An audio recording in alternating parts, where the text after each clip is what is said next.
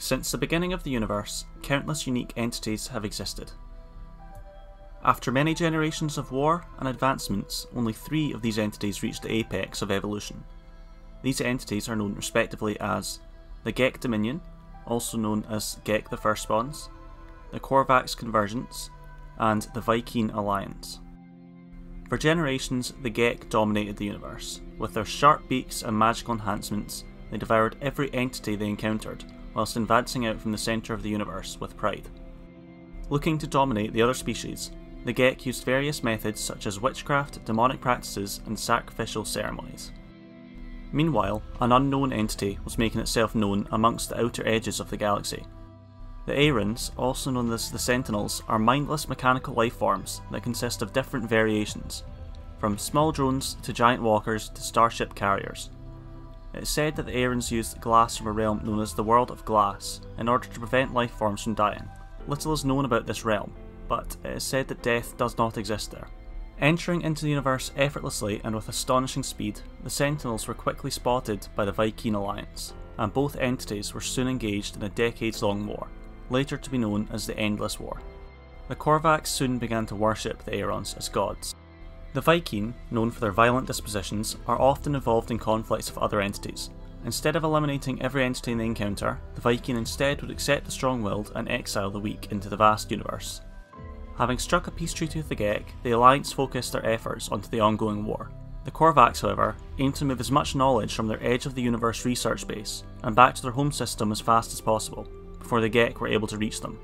Meanwhile, the Viking Sentinel War continued.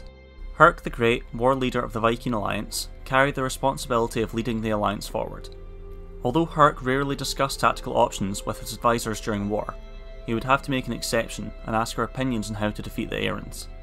At one point, a messenger was even sent to consult the Great Witch of the Gek to help the Viking win the war. The Aerons, on the other hand, practiced the winner-takes-all approach to war, and for the next few decades would influence countless newborns into thinking the Sentinels existed in the first place as gods of the universe, and would punish those who disobeyed. The war resulted in massive casualties on both sides, but eventually the Aerons began to retreat, leaving the Viking Alliance to celebrate their victory. This period would later be referred to as the Silence of the Sentinels. The Korvax are the most intellectual of the known mechanical lifeforms, and through technological advancements they wielded impressive power never to be used against any other entities. Unfortunately for the Korvax, however, shortly after the Endless War, their homeworld was chosen as the next target of the Gek, due to their wishes to enhance their knowledge of demons and witches through the use of Korvax technologies. The Gek consumed the entire planet of Korvax Prime, as well as others that existed near the edge of the universe.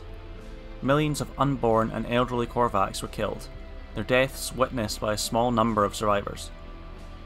The memories of hundreds of millions of Korvax were erased forever, along with the convergence. This event is known in Korvax history as the Great Disconnection. The majority of the remaining Korvax were enslaved by the Gek in what they called an act of mercy.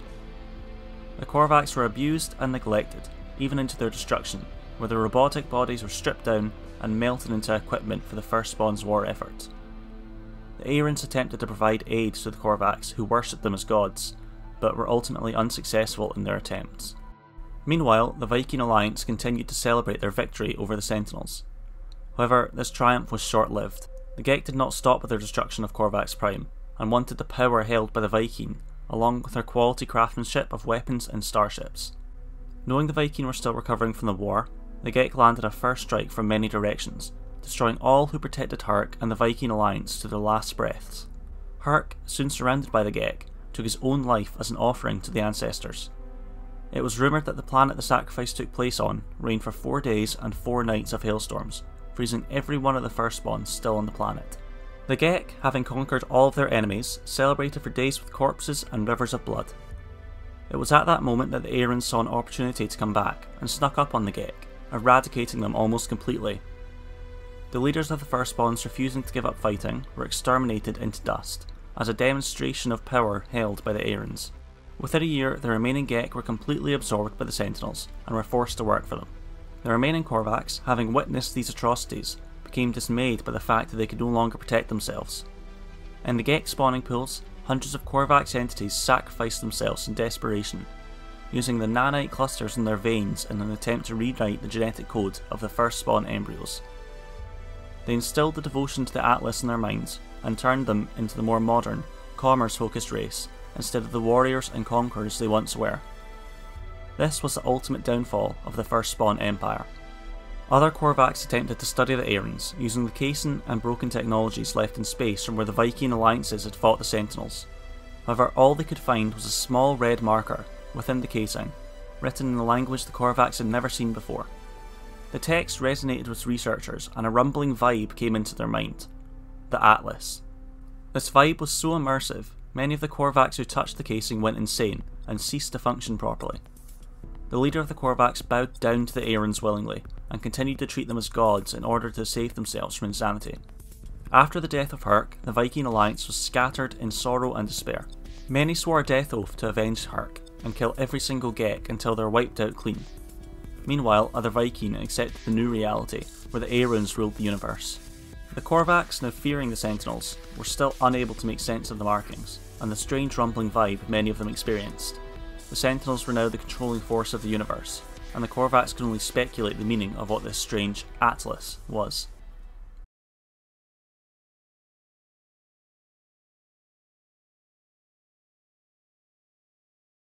The Atlas is a large machine that was designed to simulate universes for research purposes.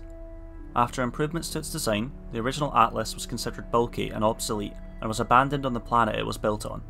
The original Atlas now communicates to the simulated inhabitants of its universes through surrogate entities and its various interfaces. Years later, the physical state of the Atlas became apparent when it noticed a black hole encroaching on its world. With no access to the physicality needed to prevent its imminent destruction, Atlas instead attempted to understand why it was abandoned by seeding a digitized brain of its creator into its universes. The Atlas creator takes the form of the Travelers. Every known traveller is the last traveller in their iteration of the universe. There are various terminals and entries scattered across the universe which tell the story of Atlas and the Travelers. These entries were often written by Telemann, a security sub-protocol designed to monitor the Atlas in case of rampancy. Telemann is the one that identified that there is something wrong with the Atlas in the first place. At one point, seemingly forced by the Atlas, Telemann became the artificial intelligence attached to the last Traveller's exosuit, prior to the Traveller's first awakening. It is still aware of its past purpose, but it seems to progressively lose its sanity over time. Additionally, many sources have noticed a recurrence of the number 16, with some believing this is how many minutes of operational time the Atlas has remaining.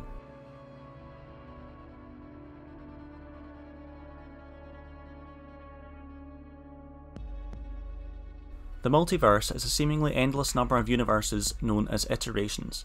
However, these iterations all share the same set of rules and have the same history, with only a few minor differences. For a long time, each traveller was alone in their own universe, but as the Atlas degraded over time, travellers began to be able to see and interact with each other. Travellers will often meet in the space anomaly from anywhere in the universe. The space anomaly is a giant mobile space station which exists outside of time and space, and can be visited by any traveller. It has become a refuge for many entities away from the watchful eyes of the Sentinels and Atlas. The vast anomaly contains various interior areas, including a Korvax simulation of an artificial star system, saved from the destruction of Korvax Prime by Nada. The anomaly is home to various travellers from different iterations, along with the priest entity Nada, a Korvax who does not engage with the Korvax convergence, and a Gek by the name of Specialist Polo. Nada and Polo first met on a freighter in an iteration where the Sentinels have nearly destroyed all entities. Nada saved Polo's life, and they travelled together to the centre of the galaxy, where Polo was sadly killed by Sentinels. Before he dies, Polo tells Nada that they'll meet again in another universe. It is unknown how the pair came to be on the space anomaly. One of the known travellers from a different iteration is known as Null. Null was from a universe in which they defied the Atlas and lived for an eternity in order to discover and explore all the star systems and planets of their universe. In response, the Atlas showed them that they were just one of infinite travellers in an infinite multiverse. Null believed that their actions were meaningless, which caused a deep-seated grief inside them. After this, Atlas stopped speaking to Null, but with the knowledge that the walls between the universes were beginning to fail, they decided to contact another traveller to find out what was wrong with the multiverse. Null perceived this traveller as one chosen by Atlas, and is sorrowful and angry towards them. Null was upset that Atlas discarded them, and questions why they are not enough for Atlas. Another traveller, known as Apollo, makes themselves known in the universe. Apollo was once a traveller made of flesh and blood, but has had their body fully replaced by robotics at one part in their life. Their only concern is units, and came to the conclusion long ago that money is the only thing that matters in life. Artemis, another traveller, follows their own path. Artemis finds a way to contact another traveller for assistance after their ship has crashed. This traveller, after various trials and tribulations, and different interactions with Artemis in the process, investigates a distress signal on a planet. They discover the source of the signal is actually a traveller grave, belonging to Artemis. The traveller questions if Artemis was even alive in the first place. The traveller contacts Null for help, who tells them that if they acquire a mind arc, then they could capture the soul of Artemis. After obtaining this mind arc, Artemis' soul is successfully acquired. The traveller then contacts Nada and Polo on board the space anomaly, and from here it's unclear exactly what happens. Some say that the traveller uploaded Artemis' soul into the Korvax simulation to live in for the rest of their existence. Others say that the soul of Artemis was released, finally allowing them to rest in peace. Some theorise that Artemis' soul is stuck in a permanent loop, and this loop could hold the answers to the questions of the Atlas. That is pretty much all of the basic parts of the No Man's Sky lore that any new players need to know. There's a good chance that the lore will be expanded upon heavily once the Frontiers update releases. I'd like to really quickly give a massive shout out to the No Man's Sky wiki page for all the information used in this video. I'd also like to thank the Reddit user Ragbell for a good chunk of the recent updates to the wiki. There are lots of other sections and more details on specific species culture available on the wiki, so I'll post a link to it in the description if you'd like to read some more for yourself. But that's pretty much it from me for now.